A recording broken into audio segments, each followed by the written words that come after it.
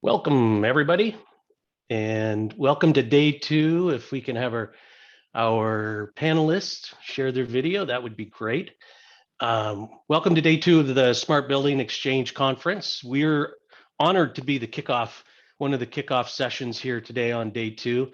Hopefully everybody enjoyed yesterday, and if they weren't able to catch sessions, can catch them in the recordings later on, but we're hoping to have a really good conversation here with a few panelists that have chosen to honor us with their presence today as we talk about AI, machine learning in buildings. The future is already here. That's the title of our subject today.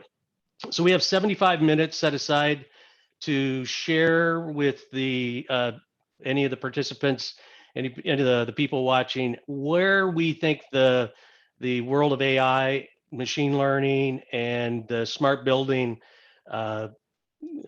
continuum is kind of at today. We have a good panel of practitioners, owners, and platform suppliers. So we'll have a good opportunity to talk about the different aspects of where AI is and machine learning today. I think everybody realizes that this is going to be, AI is one of those buzzwords maybe in a lot of people's vocabulary about, we know it's coming, we know smart buildings will take advantage of it.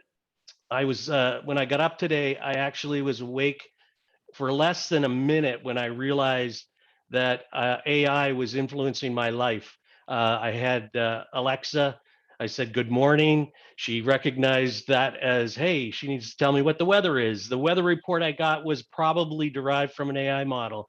So AI is all around us every day. So with that, we wanted to take this opportunity with this group to share where AI is as it relates to smart buildings. So we have a good panel today. We've got Pete and Jean-Simon and Pietro here. I'll first start with getting them to introduce themselves, kind of share a little bit of who they are and what they've done to kind of get here today. Then we're going to talk about what companies they're with and what excites them most about AI and ML in the building operations. And so Pete, if you can kick it off, that would be great. Thank you, Art. Yes, I said hello to Alexa this morning. I tend to be a little rude to her in the morning when she wakes me up, though, and tell her to snooze every 10 minutes or so. But yeah, my name is Pete Segall. I've been in the building automation energy management industry, and it kills me to say this. I am now in my 25th year. I don't know how I got here for this long. The last 22 years, I've been with ATS Automation. I guess on this panel, I am more representation from a system integrator contractor standpoint, deploying AI solutions.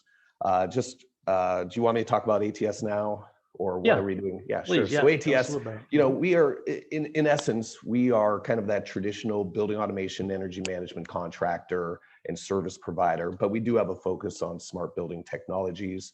We're headquartered here in the Pacific Northwest, right outside of Seattle. We have offices now from Atlanta to Fairbanks and most points in between. I am the energy services manager, and really I oversee kind of two distinct pieces of businesses that are intertwined. The first, which lots of people are familiar with, we are effectively an energy savings performance contractor, or ESCO, if you will. I really look at it as we are a design build contractor with guaranteed outcomes. That's really what it is. Our focus is on control systems and HVAC and things of that nature. But then we also have a building performance and analytics team that's really focused on building tune-ups, existing building commissioning, M&V, things of that nature. And that's where we really heavily leverage analytics and analytics technology, which kind of I always see or kind of view as kind of that precursor to AI, which we are now getting involved with. So thank you, Art. Thanks, Pete.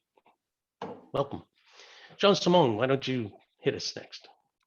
Yeah, good morning, everybody. Yeah, Jean-Simon, I'm coming, Jean-Simon Venne, to be extended, the full extension of my name.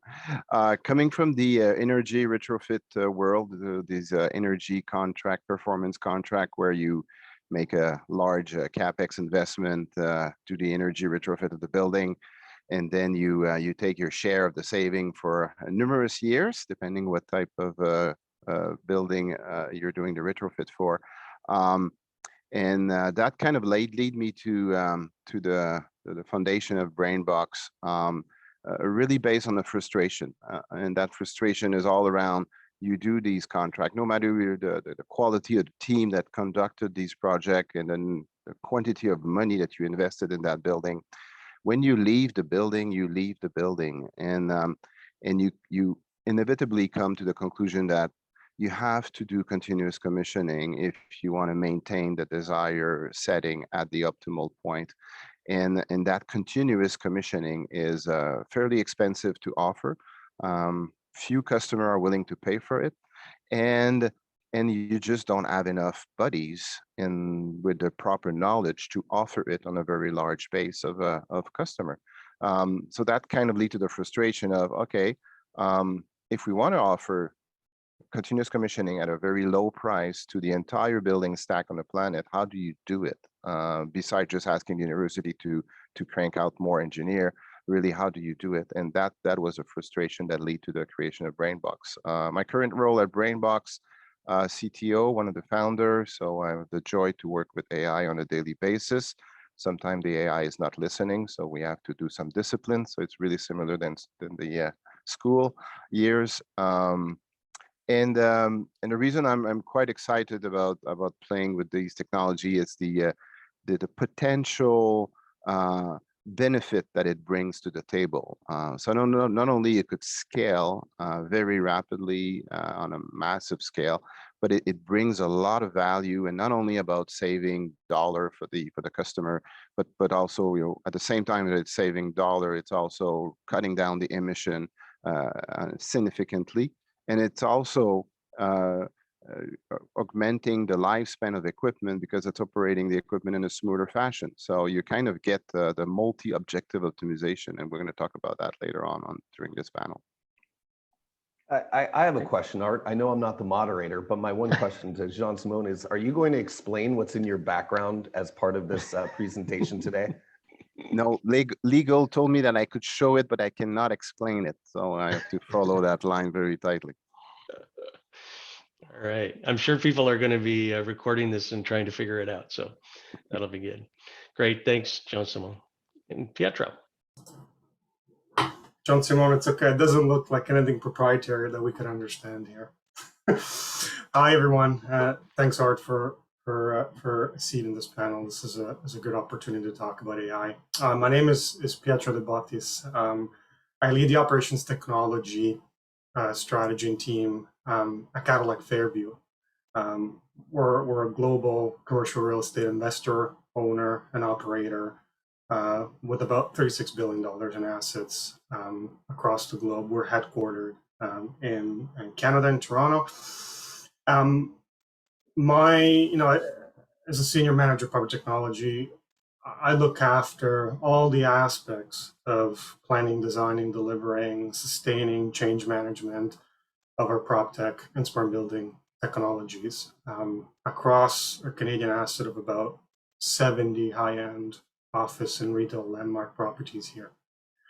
In the last 11 years of my career, I spent most of my time thinking about building systems, understanding their interrelations and the integrations, the lack thereof, and the gaps in the market, and how to create a whole building, and how to make sure that the data we get out of it is actually actionable. I've had the privilege to work with some of the largest and most influential office, retail, healthcare, and industrial properties in Canada.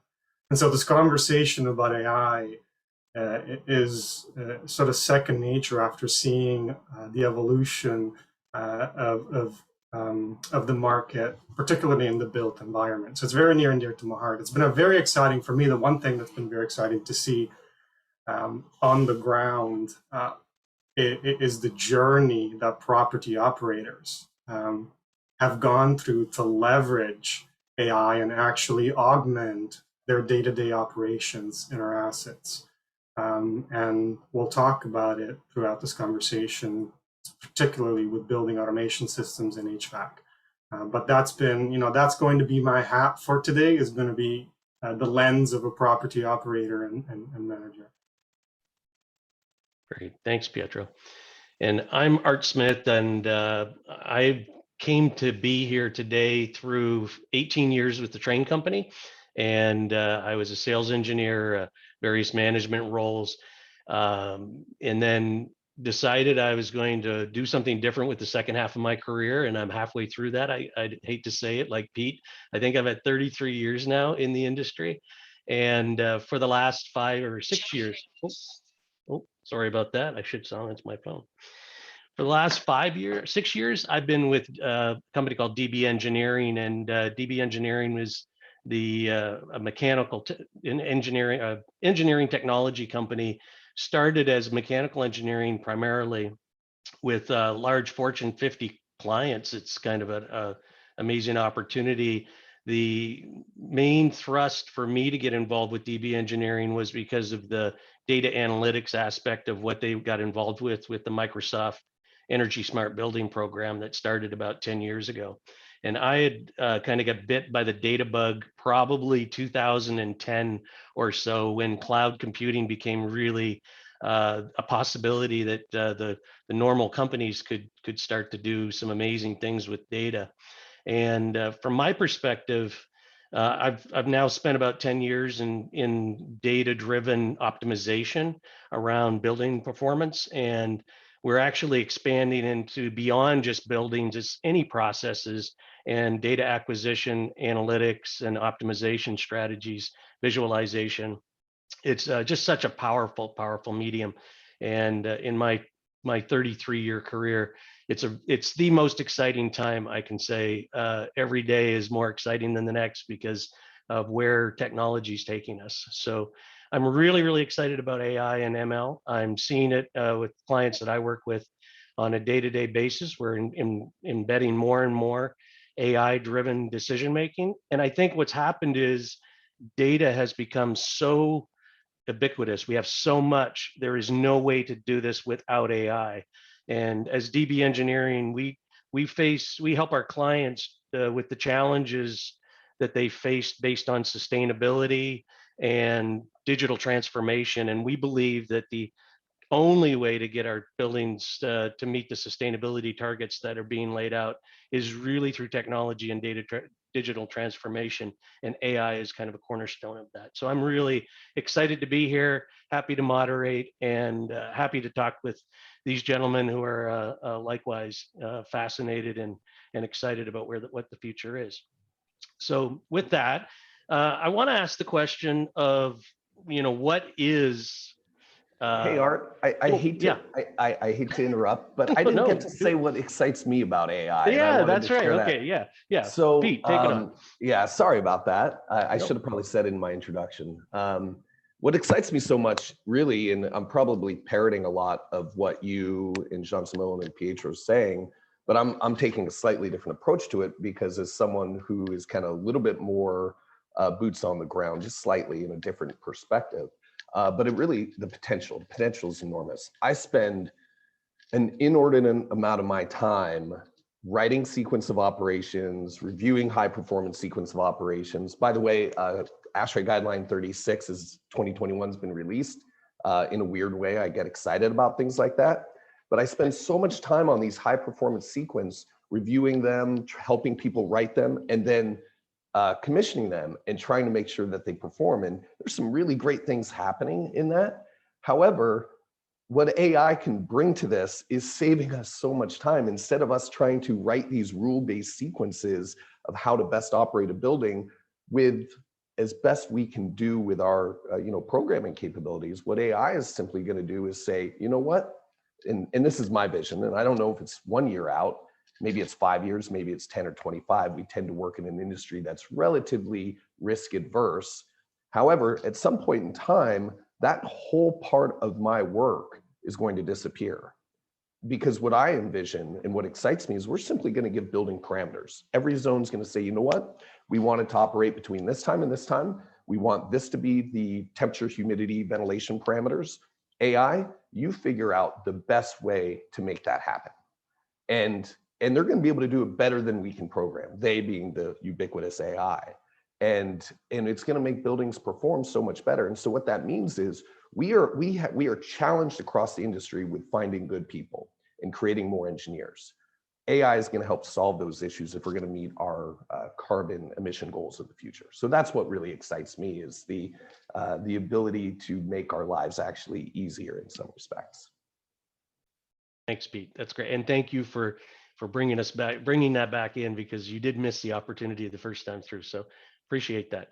And so what we do typically in these panels is we define the topic that we're talking about so that everybody can have kind of a context of where we are. And I'd like to have the panelists define AI for the purpose of smart building discussion. And Jean-Simon, your business is BrainBox AI. So you've got AI, you can start us off with your definition, and then I'll ask Pete and Pietro to comment as well. Yeah, absolutely, Art. I mean, just to kind of give you like maybe a bit, what's the garden of AI, because there's a lot of confusion, right? I think if we really talk about it, very few people really fully understand what it is. So first of all, there's no magic. And the bad news for some of us that don't like mathematics, I'm not part of them, it's all about mathematics.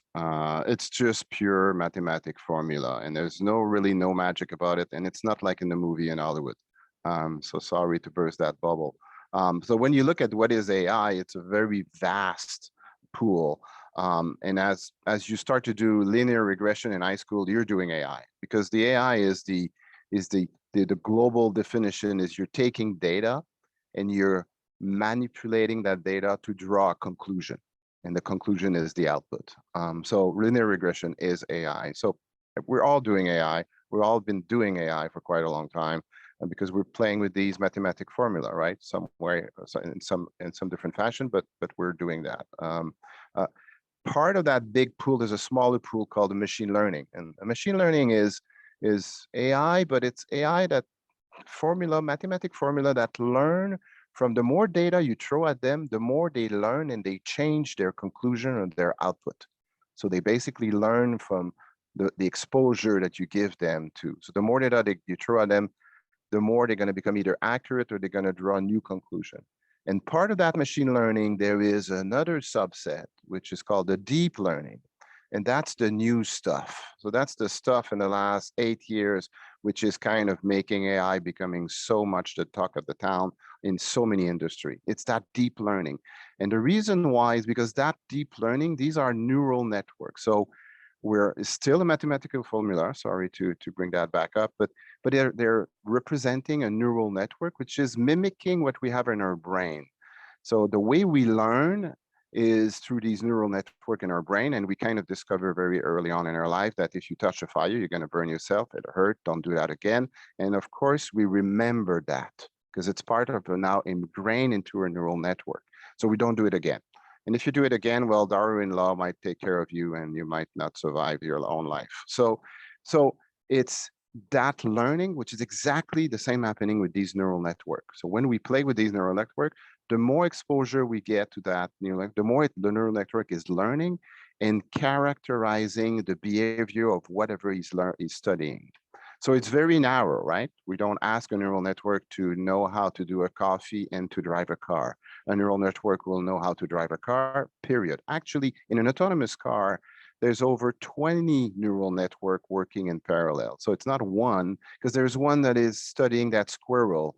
Will the squirrel stop in the middle, continue its course, reverse its trajectory? I need to predict the trajectory of the squirrel. There's another neural network predicting the bike. Is the bike's going to wiggle left or right? Should I slow down? Should I accelerate? Should I hit him because he's really getting on my nerve? So these neural networks are all very, very narrow in their prediction. And the collection of all that is then assembled. So when you're at that stage, you have that prediction capability that these neural networks, and they need to learn. So they're not ready to use at the beginning. At the beginning, it's like the kids starting school. You need to learn. So humans take about 20, 25 years to become workforce material, well, depending on what trade you're talking about. So they need to go to school for 25 years. Neural network do all that in one night. So the training is done one. So that's how powerful it is. So you want to have somebody which is specialized on the valve. When is the valve should open in that air handling unit?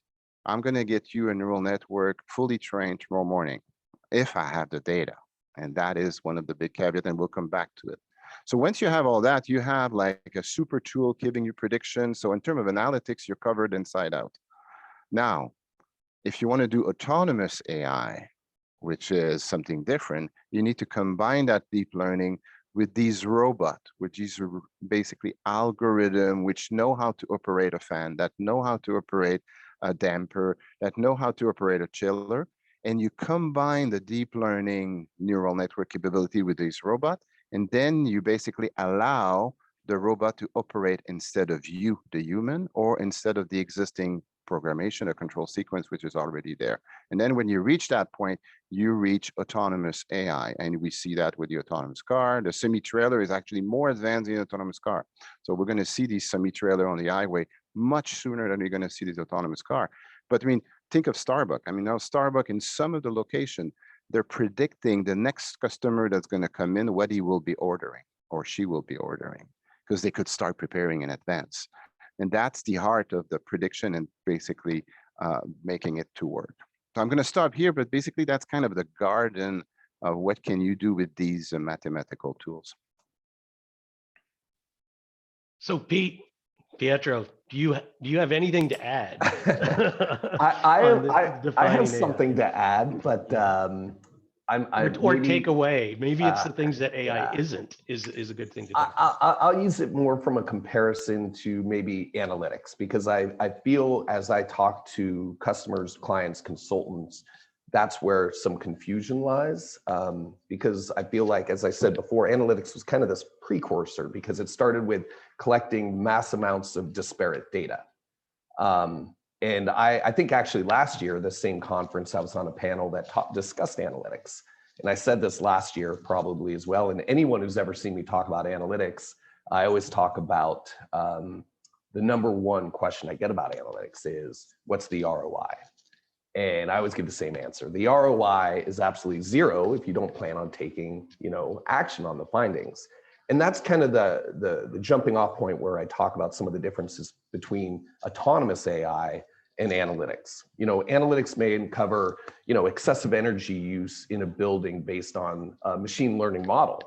Or it may uncover, a failed sensor, a failed economizer, leaking valves, slipping actuators, things of that nature. But normally, from what I've seen in analytics, it just provides that information. And then it requires someone to intervene and physically go fix something that may be broken or something like that. But AI, as I define it, or maybe better yet, I should call it autonomous AI, isn't just looking for those issues per se.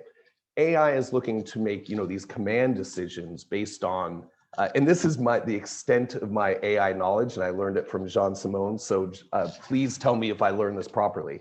But AI is looking to make these decisions based on reward parameters, basically saying that, hey, I make my decision tree through this lens of whatever the values are. Like Jean was saying, autonomous cars, they have decisions to make based on reward parameters that are very ethically driven. Hey, a car's coming into my lane. Do I avoid this car to save, I don't know, the driver, but I'm going to hit the bicyclist that's in the bike lane?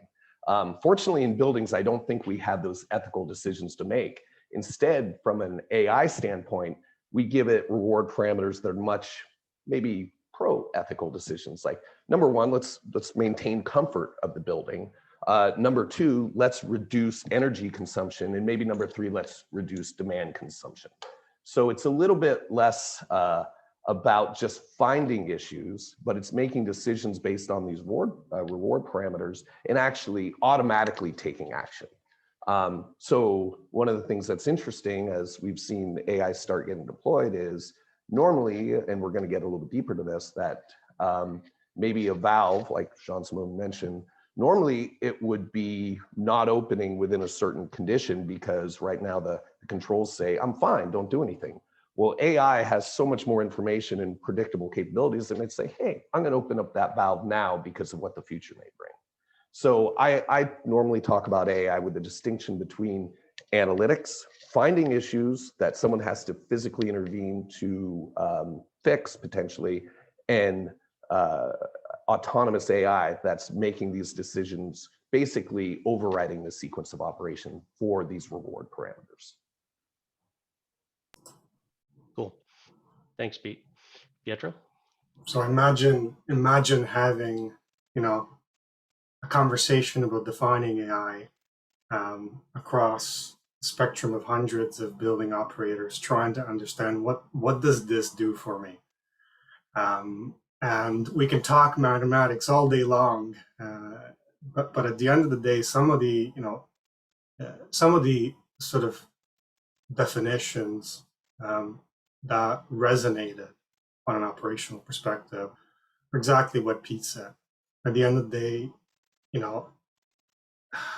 we have some cost containment, some energy reductions associated with it. We have some thermal comfort derived from it, and we have some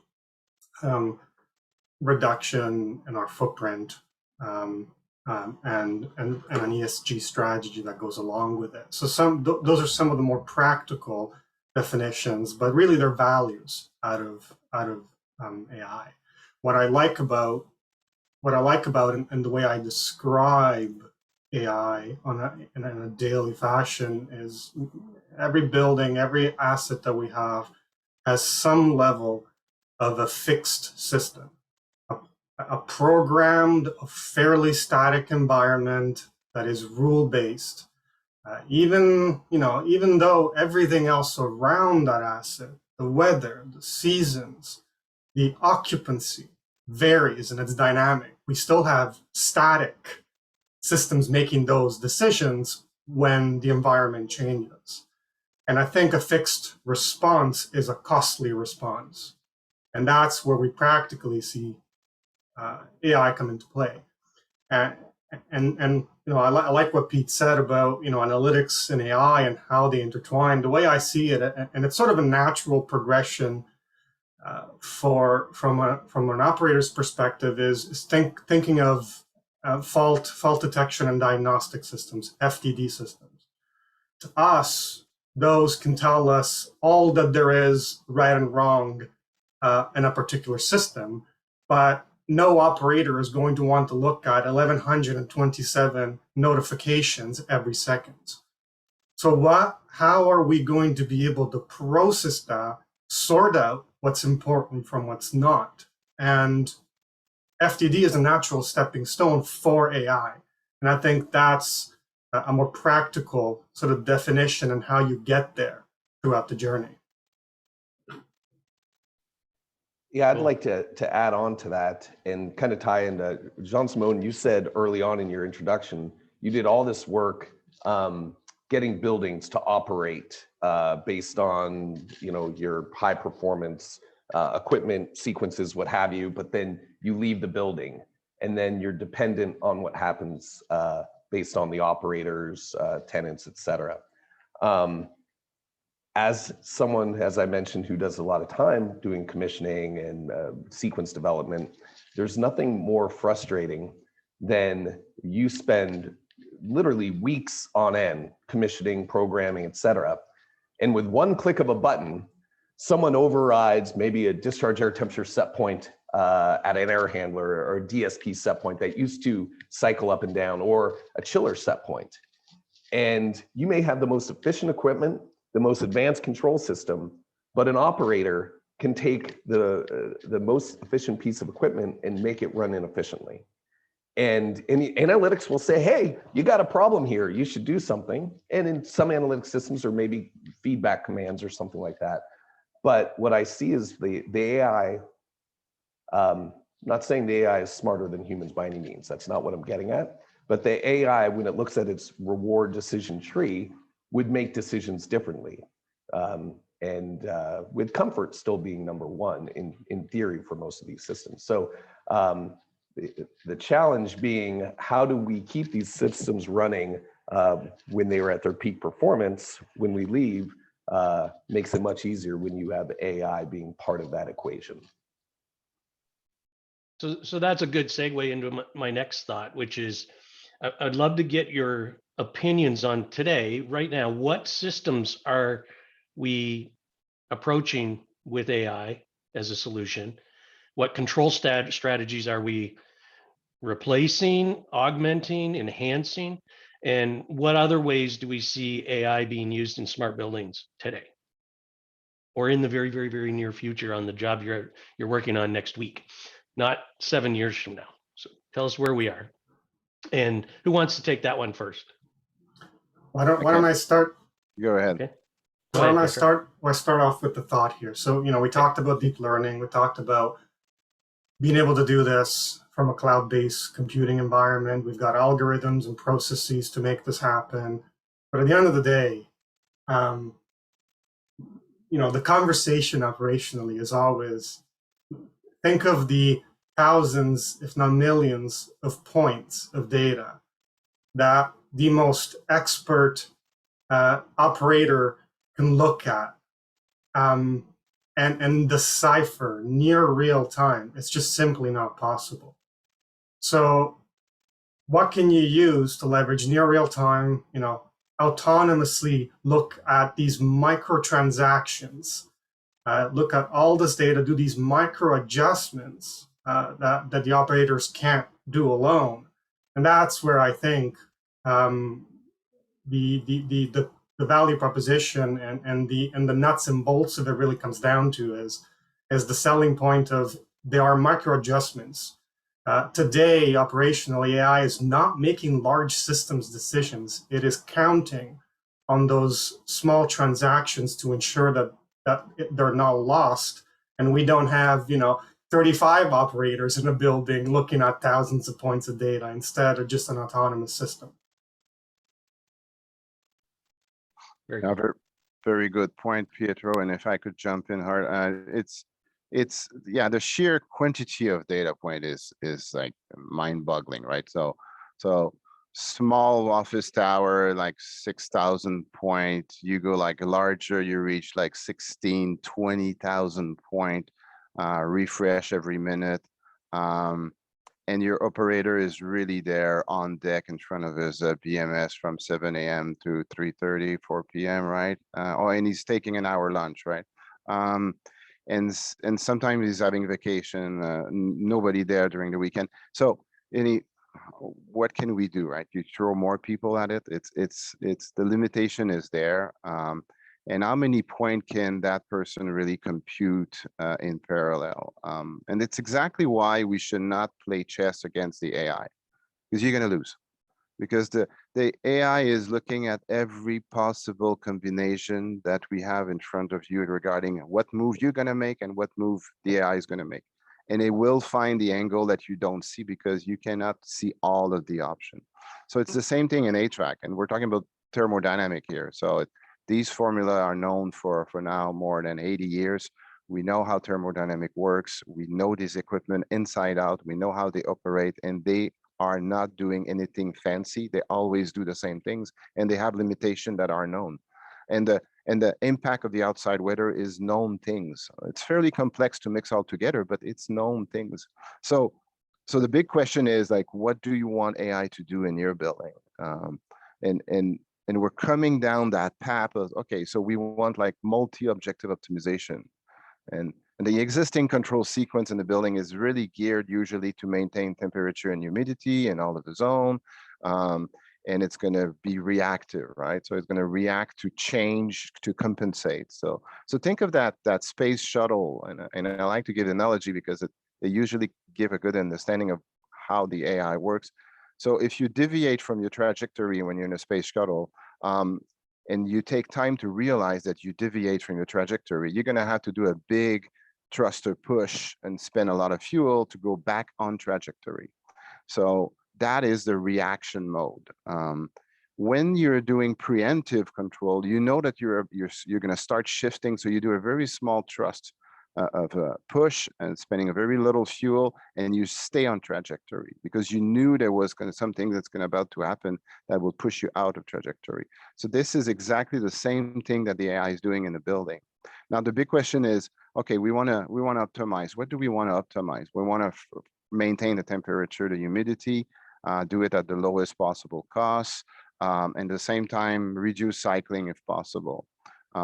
And what I call the unfair advantage of the AI is that prediction is giving you the future. So you know how things are going to start to drift or shift in the next few hours in each of the zones in your building. So knowing that, can you have or should you have a different control strategy than what the existing control sequence will do in reaction mode? And sometimes the answer is no, just let the existing control strategy do its thing, because you're not going to bring any value to do any preemptive move. But in a lot of situations, if you do preemptive move, you're basically saving energy or saving emission indirectly and running the equipment in a smoother fashion.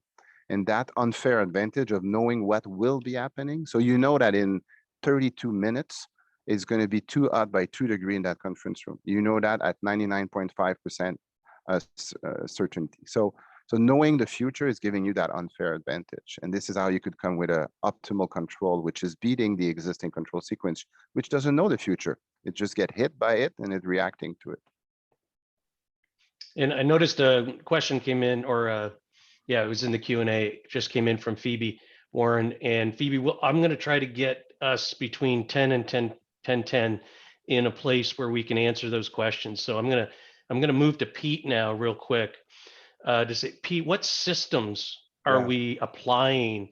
And I think that Pietro and Jean-Simon gave a good perspective of how it's done here. What are we doing? A VAV box damper control? Are we doing a micro adjustments on a temperature sensor in the space or in a duct? Give us some context. Well, I'm going to start a little even bigger than that as far as what I view as we're starting to deploy this. And in full transparency, we are deploying now across 7 buildings and about 1 point. Our company, I know BrainBox and others are doing much larger, but just ATS, that's where we're at.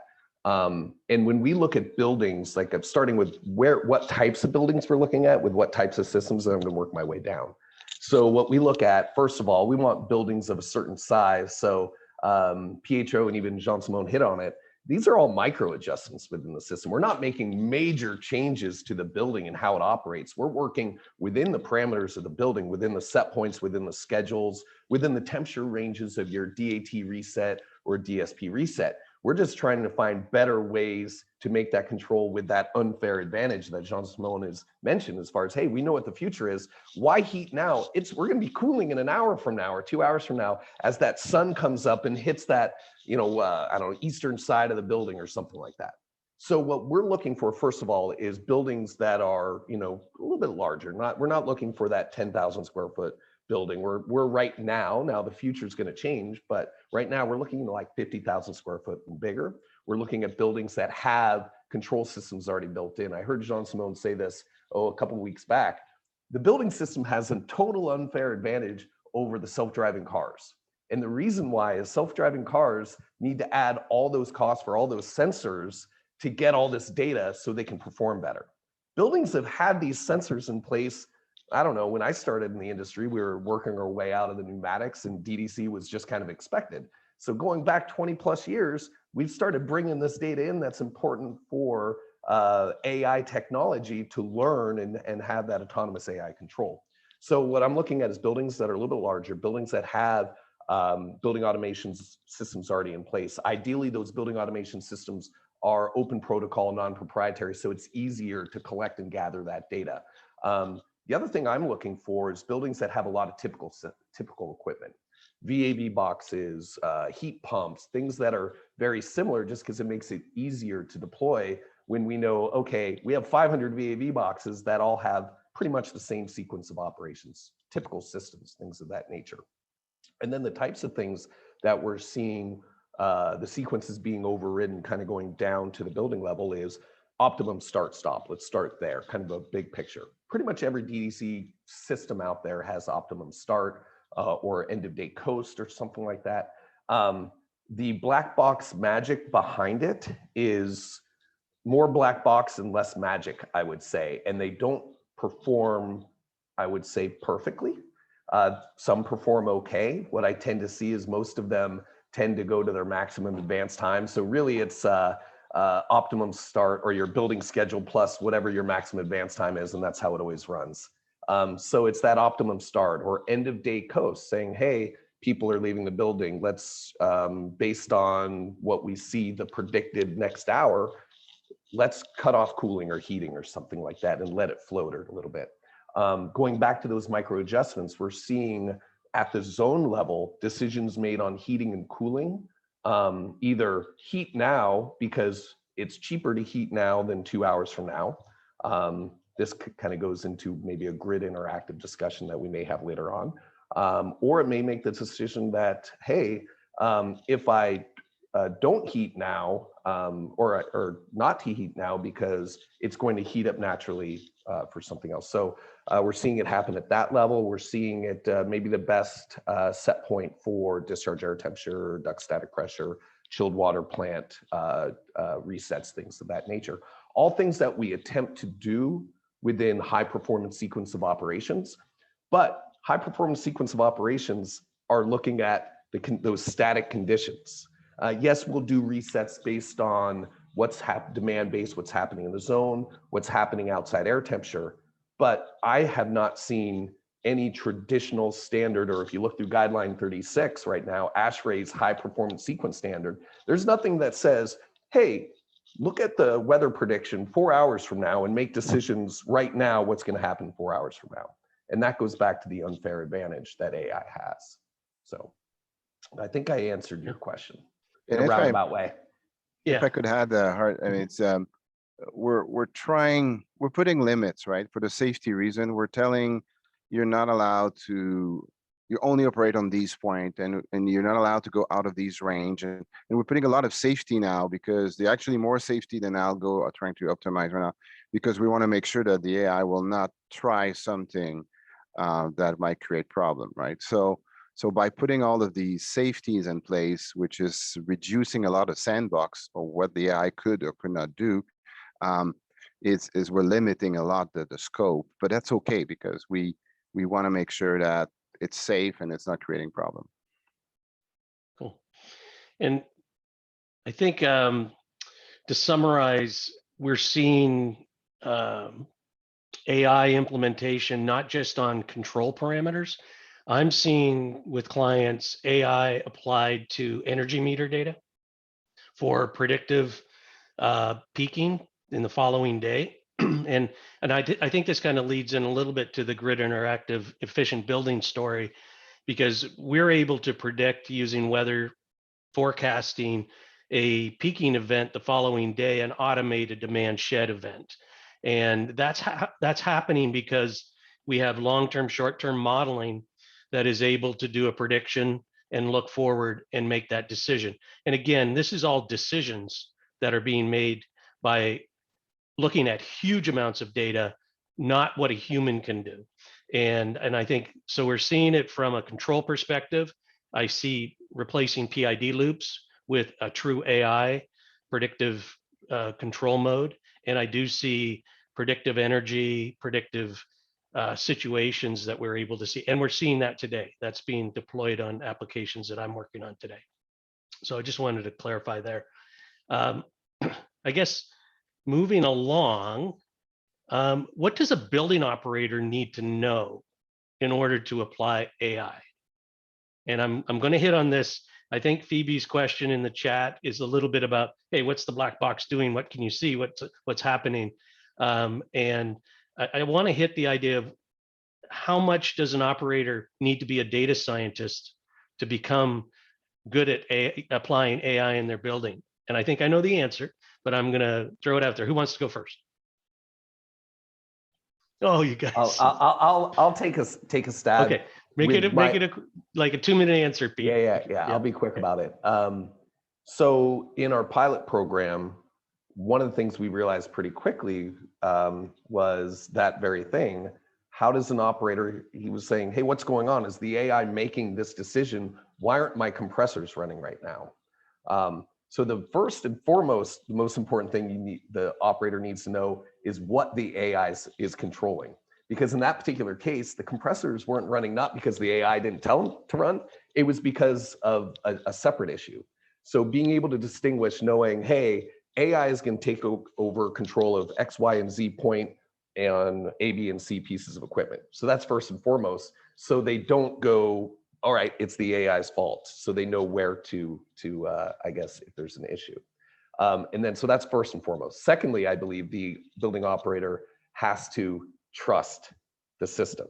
The AI is making decisions that may not make sense to them, but there is reason behind that decision, and that reason could be based on something that's 6 hours in the future. So knowing what it's controlling, and then when you know what it's controlling, trust that the AI is making the right decision. They're a trusting lot, so that makes it very, very good. So yeah, go ahead. Show someone. The trust is the number one concern, right? So how do you build a trust? So it's, even when we run in the lab like simulation, and we look at the control strategy happening in front of our eyes, we're like pretty much convinced this is bad, this is an error, we need to retrain that AI, it's not trained enough. And then we realized 30 minutes later that it was right. It got to where it needed, but when you look at it when it's writing, it's not super intuitive that it's really a good strategy. You look and that sounds like a very bad strategy, and maybe I should release. And we have this big release button, right? So guess what's happening very often is we have the operator looking at the override, and they go like, oh, no, I'm not going there, release. So then you never know the outcome because you released it. So you never know at the end of the game. So you have that trust discussion saying, well, what about we let it go just 30 minutes? Maybe it was right. You know, why? You know, so that trust is really, so how do you do that? You need to explain, you need to open the hood and say, okay, here's what we're going to do. Here's on what point it's going to operate. Here's what it's going to try to optimize. So let's see if it makes sense or not. And it's that education piece, right? So it goes back to early adopter, right? It goes back to that point. So I like, you know, as a building operator, this is very entertaining to listen to, because we all started out with the same intentions and the same conversations. But once you hit the ground and you get this up and running and you start to scale it, if I had the opportunity to go to every single one of our properties during this pandemic and do a physical trust exercise with every property operator, maybe it would have been a little bit better. But I agree. This is very much a trust exercise, and we've built the trust that we have so far today by doing a couple of things. One of the things is being transparent.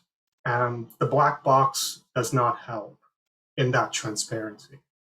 And of course, working on the partners is critical. Having someone beside our operations team who understands and can decipher the black box in a way that makes sense, at least at the beginning, in the first 6 months to a year of having autonomous control over your systems, is critical. That to us is a make or break. So transparency to me was number one. And the other thing I would say here is, when I first started, I remember when I first started this conversation at Cadillac Fairview, I had put one slide together, and I had one word on the slide, and the word was symbiotic. And you know, when you look at you have the definition underneath and the pronunciation, but the idea behind this is you need to understand that the various core building systems in a building all have their tasks. When you start introducing AI and ML technologies, those tasks can look different. And AI can actually take over those core building systems to control them in ways in which would be good to be transparent about. But at the end of the day, there's a symbiotic relationship between those underlying core building systems and the AI technology overlaid on top of it. It has to be mutually beneficial. And the more transparent that relationship looks like to the operators, to the operations team, the more we build trust with it. And that's what we've been able to do, is understand control sequences and why is this more important and what's priority. Is it thermal comfort? Does the BAS system override it? Does it really make a call on it? Do we take air quality into consideration? When you put that all into a cauldron, that's where the black box happens. And knowing those reactions and the chemical reactions that happen within it has been key to just start building a little bit of that trust on the ground. Yeah, and I'll also throw in that it is difficult for an operator to wrap your head around everything that is possibly being looked at. But when you do think about what you would like to look at, if you were trying to make a decision on to open a valve early or to close a valve or change a set point, the number of pieces of information that you would love to have access to make that decision, the AI has, and can use it and make a decision based on it. I would love to know, based on the day of the week, the hour of the day, the quarter hour of the day, the weather outside, the weather at 10 o'clock today, the weather at 8 o'clock early, 8 hours earlier, the occupancy of the people coming into the building, the elevator schedule, everything that is possible to put into that is going to happen. That is not possible in my brain to handle all of that. So as an operator, I feel like they're going to see this as an augmenting support mechanism and build trust when they understand the data that's going into it is kicking out the right solution. And I couldn't physically, mentally would be able to make those calculations, but I know the system is, and I've got to trust it, to your point. So I think from an operator perspective, these systems do have they can self-train, they can train their model when their model is out of calibration. They can make decisions to do that, as opposed to on a schedule. You can look at do I look at a month's worth of data? Do I look at a day's worth of data to have a better prediction? Do I use a neural net? Do I use a random forest? Do I use that with a regression model kicker to be able to put this all together in order to have the best models? That is the power of all of this math that Jean-Simon talked about at the beginning, that I just can't imagine getting my head around. And as operators come to understand what's really happening in that black box, they'll understand, I believe, that it's taking into consideration everything that it can and keeping my changes in the parameters that I trust. So let me switch gears a little bit. Let's talk quickly about grid interactive efficient buildings, and where do you see AI being used and to help in that onboarding of grid interactive efficient buildings? Real quick.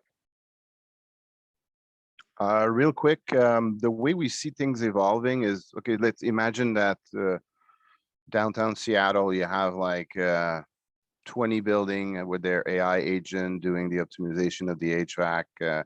They try to reduce the money that it's going to cost at the end of the month. They try to reduce the peak load because it's good for the grid, but really they don't know what the grid needs when it's needed. They try to operate the equipment in a smoother fashion and maintain comfort in a better way.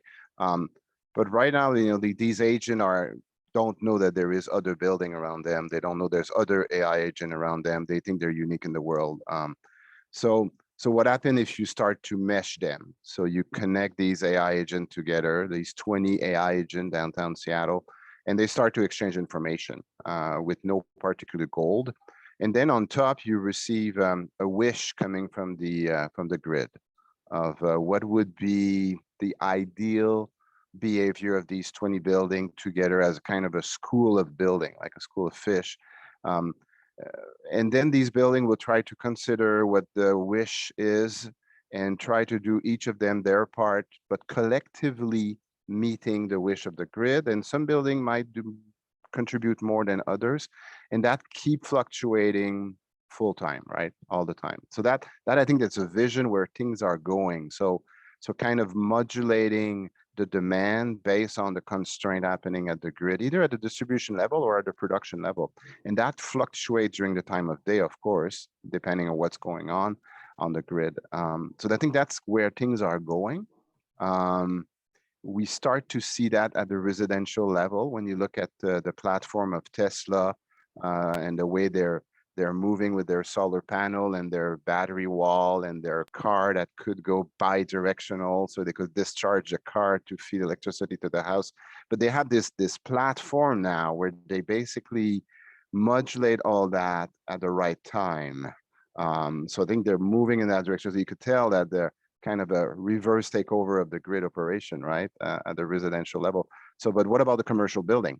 What are we going to do with commercial building? Because they're kind of left alone in that space, and that is, I think, where things are going. And it's a fascinating discussion, which I'm sure going to evolve quite rapidly over the next 10 years. Great. Somebody else have anything? You know, there's plenty of research, case studies, and experience out there that's showing that really the greatest potential for commercial buildings exists in grid services is to use the building's thermal mass. And the key here is shed and shift, right? If you can shed and shift your greatest utilizers of energy, in this case, we can talk about, you know, half of it would be HVAC and your automation system. That's where you start to really make an impact on grid interactive efficient buildings, and the equivalent really in the Canadian market, we have very similar setup. It operationally, you know, it seems like an aspiration. It really what it seems like. But again, it's a journey, and the first step to it is getting a handle of the building level mechanisms to control both your consumption and demand. If you have the ability, the tools, the technologies, and the processes to understand your consumption and demand, measure it, and control it, you can help grid services, right? So that's, you know, step number one. And I think we're moving in that direction. That's what's happening today is building level. When will we realistically start talking about district level controls in districts and cities and actually helping that out? I think, you know, the market is talking about it. There's some conversation and some use cases that are happening, but I do feel there's some work to do at the building level first before we can get there. Yeah, I totally agree, Pietro. And it's interesting because when we do work in buildings, be it a building tune-up, be it existing building commissioning, we look at the building with blinders on. We look at the building. We don't care what's happening in the building next door or across town. About the only thing we may care about is pricing structures and tariff structures.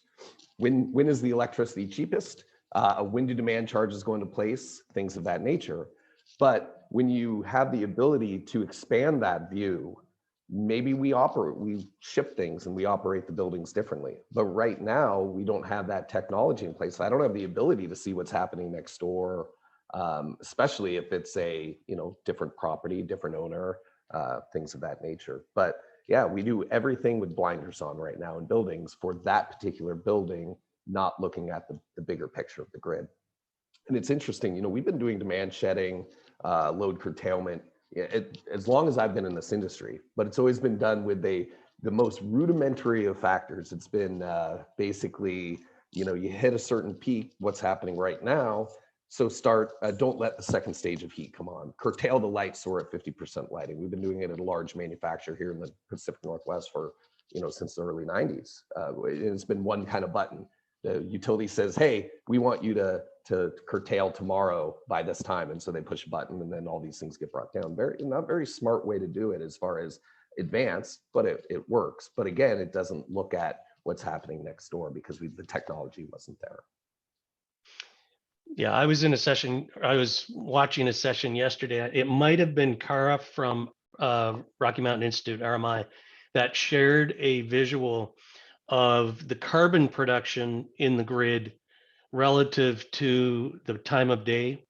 And we peak our buildings in the middle of the afternoon when we have the highest solar. We have the lowest CO2 generating power. during that time. And this idea just hit, it hits you those ideas that grid interactive efficient buildings is not just about peak demand, energy efficiency, thermal storage optimization. It's going to change potentially to CO2 drives everything. It becomes an optimization problem. And when we're doing optimization problems, I don't know of anything better than AI. AI has to be part of that solution. So I can't imagine us trying to make those decisions with humans, and it's just going to be impossible. So we do need, I think, to have our platforms. And to Pietro's point of these buildings need to work right first. They need to be well orchestrated by themselves, and then they can play well with others. And that is going to be key. So there's no doubt about it. Real quick now, there's been a couple questions come in. What do you think about AI for commissioning? And are you doing that, Pete, right now? I bet not, but I bet you can see a glimmer of it. Yeah. So we are not necessarily using, we are not using AI for any sort of commissioning. About the most advanced we're doing is we use our analytics platform commissioning to actually make command and control instead of kind of not necessarily replacing boots on the ground, but doing work before the boots on the ground get there, so we know the issues prior to getting there. Stroking dampers, opening and closing, and making sure that the results are what we expect. Very rule-based, kind of basic analytics. So no, we're not using it for commissioning. That being said, my vision is kind of more along the lines of what Jean-Simon was saying, is that we do a project, we're responsible for the guarantees. We haven't done this yet, but where I'm going with this is we build in the cost of the AI as part of the project to make sure we can meet those guarantees. We walk away from the building, and as we walk away, you deploy the AI to make sure you maintain the building performance as expected. As we've all seen for the last 10, 15 years, the chart on existing building commissioning, and every 5 years you lose whatever % of building performance, and then you do retro commissioning and it goes back up. I see this as lessening that curve. So no, not using AI yet for building commissioning, but I'm sure the future's coming sooner than we realize. Jean-Simon, do you have any applications that you're deploying for the purpose of commissioning yet? It's hard, being very honest, it's hard because we need data to learn. So the neural network, when it starts, it's completely virgin, it's blank. It knows nothing, right? And it's only by receiving these strands of data that it learns and it becomes good at it. So if you don't have that minimum runtime historic data, it's 3 or 4 weeks, 3 or 4 months. Depend on the building. If it's like a small retail, give us a week, you're good enough. A large shopping mall with complex system, 3 months. So it's hard to fit the controls commissioning, usually get right? installed in the last 5 days. So that's the problem with our building industry as a whole, right? That's it. That's it. Yeah, gotcha. Okay. And Pietro, anything to add on commissioning?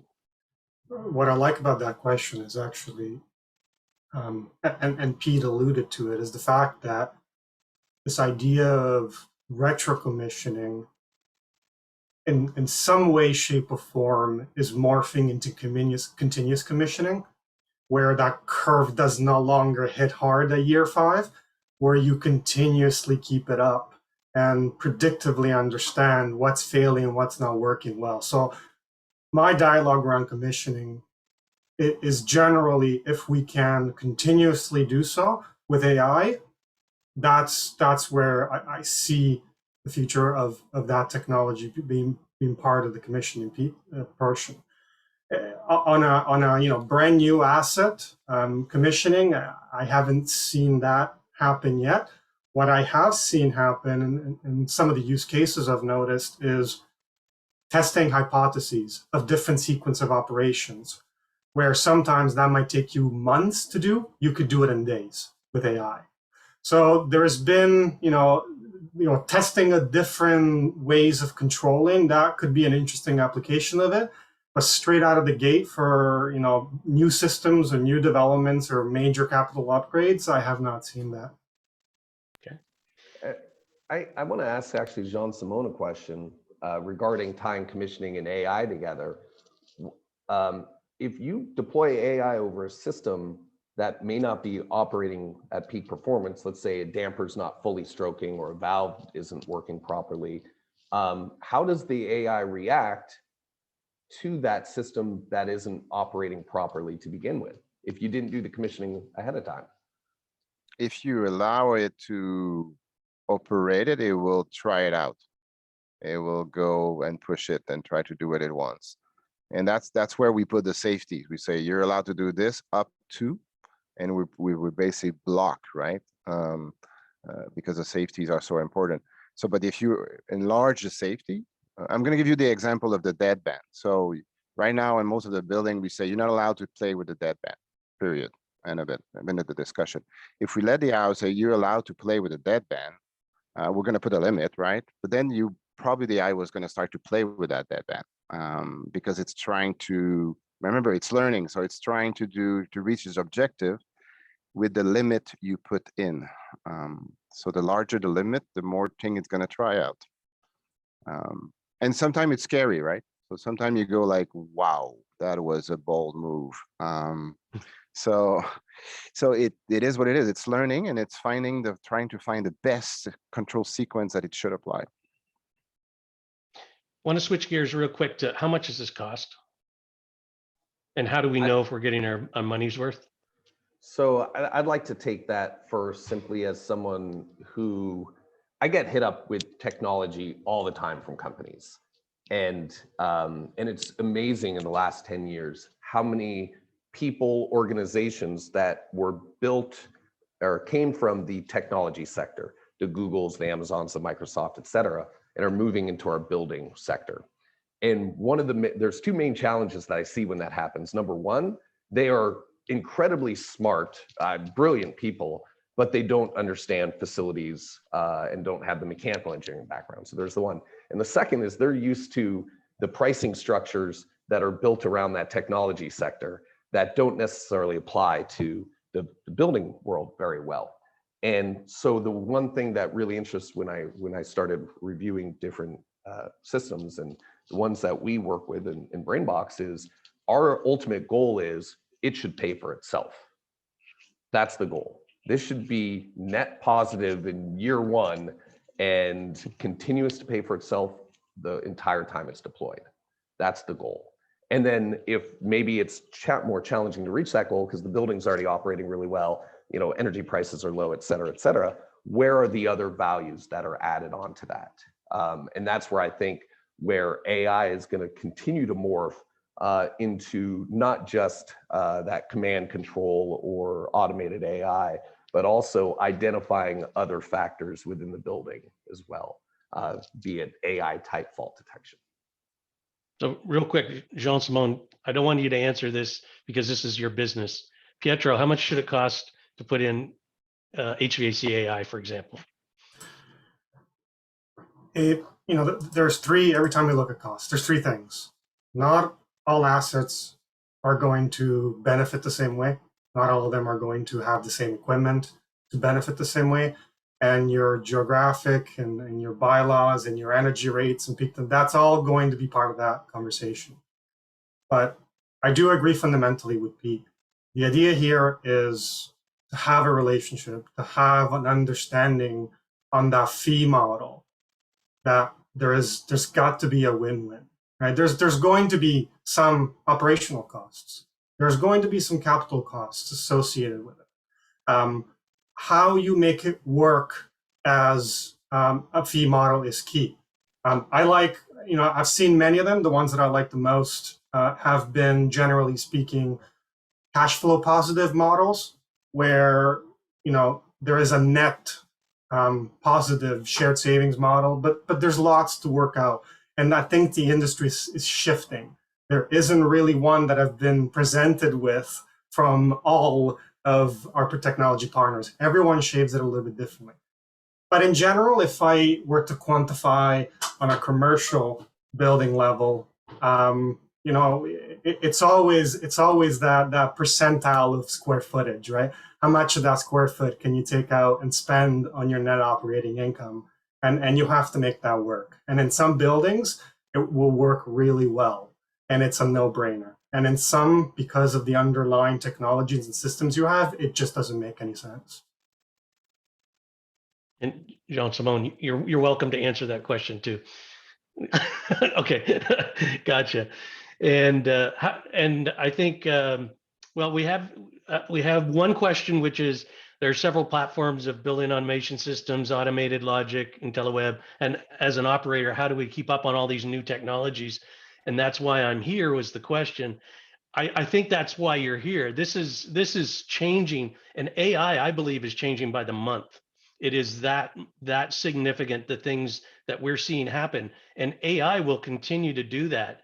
But I believe every platform that's out there, that's either an overlay on top of a building automation system or the building automation system trying to become their own overlay, they will all be making changes beyond fault detection, beyond advanced analytics, and on to AI and ML, I believe, and in a matter of months and years coming up. And we have one other question that just, and I got one last question for you guys that I want you to answer, so I'm saving my last 3 minutes for that. But does AI have an application in healthcare? Does everybody say thumbs up? There's no reason why it shouldn't be good in healthcare, right? I don't see a reason. Yeah, got it. So Pete, so we're answering that question. And critical like OR rooms and things like that. That's where I get, even me who's forward thinking gets a little squeamish. And maybe that risk. It's all about risk. It's your lawyer talking, right now. So I'm with you. Okay, I've got a couple more minutes left here. I want to get a final, like, here's the final answer to the panel. What is your wish for AI over the next 5 years? And take a minute and tell us. And Pete, do you want to go first? You went first last time. Pietro, you tell me, you go first this time. Pete, you can finish up. So a couple of things. I'd like to see our technology partners and really the industry cross, I guess you can call it the technology chasm. We still have some doubts in the industry that these applications, particularly in the build environment, are too quote unquote futuristic. So I'd like to see it make its way to more and more commercial real estate in the next 5 years, and that's a logical one. And the other part of this is I'd like to see it go beyond system specific applications. We're talking, the majority of it today is HVAC AI. But what about whole building optimization? What about digesting? I'd like to see it digest data from multiple sources. Imagine some of the large complexes, transportation, destination dispatch, elevators, occupancy, location, all of those are generators of data. And the data's sitting there. And we have this powerful tool with deep learning to start and think through all the applications that start crossing beyond the system level. It's happening. I mean, we're building mixed use environments, live, work, and play. I don't see why, we couldn't bring AI to those levels, even with marketing, even with advertising. Perhaps that's beyond the 5 years mark, but I do see an application to connect all those dots together. Yeah, to Pietro's point, I mean, think about it. If SpaceX is docking their capsule to the International Space Station without any intervention of the astronaut, if a semi-trailer could drive from Seattle to Denver without any human intervention, I think we could use the same technology to operate our building in an holistic fashion and bring a lot more value for the occupant, the tenant, and to the owner of that asset. There's no reason. So my wish is really like, let's go. Let's deploy on a massive scale. Time is the essence. And I'll jump on that from that deployment contractor standpoint. It's all about speed of deployment. What I want to see is these deployments happen faster, happen easier, happen more cost effectively too, because that is one of the biggest hurdles, is that integration that needs to happen. And as we get deeper into standards that we're seeing out there from, BRIC or Project Haystack, things of that nature, I think we are setting ourselves up for success in the future. So my hope that I want to see in the next 5 years is these standards get more ubiquitous, so the deployment becomes faster and easier, and so those barriers are less and less. Ditto to all that. We're at time. Thank you very much, panelists. I really, really appreciate your participation today. And thanks to everyone who watched. Thanks for sending in the questions. That was great. And appreciate everybody for attending the conference, and look forward to speaking more and hearing more about the massive changes in the industry and how we're making a difference. So thank you, everybody. Catch you soon. Bye now.